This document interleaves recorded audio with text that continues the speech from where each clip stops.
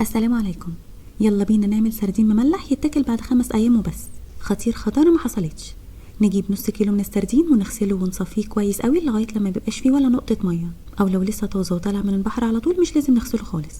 وبعدين نجيب طبق وما يكونش برضو فيه ولا نقطه ميه، نحط فيه معلقتين كبار من الملح ومعلقه صغيره من الشطه ونص معلقه صغيره من الكركم ونقلبهم مع بعض. وبعدين نقلب السردين فيهم كويس قوي، ولقينا واحده بسريه فيهم حلوه برضو، يلا وماله. بعد ما اتاكدنا اننا قلبناهم كويس قوي مع بعض نحطهم في برطمان او علبه تكون بتقفل كويس قوي، ونحط عليهم زيت لغايه لما يغطيهم علشان ما يوصلهمش اي هوا خالص، ونقفل عليهم كويس قوي ونسيبه بره التلاجة 5 ايام لاسبوع على حسب حجم السردين. وبس كده، وجت اللحظه الحاسمه ونيجي بقى نفتحه. وكالعاده نسرق طبق ماما من النيش او طبق تيتا ايهما اقرب. وكان عمال يتزفلط في ايدي مش عارفه افتحه، ورحت استعنت باختي. ايه استعنت باختي دي؟ استعنت بالله طبعا، بس هي برضه فتحته. ونفضيه بقى في الطبق ونعصر عليه ليمون قبل الاكل على طول، طعمه حكايه وروايه ولونه تحفه من جوه. نقطع بقى بصل كتير ونزود في الليمون وشريط انتينال احتياطي. جربوه، ولو حد حصل له حاجه يقولي عشان امسح الفيديو على طول. وباي باي.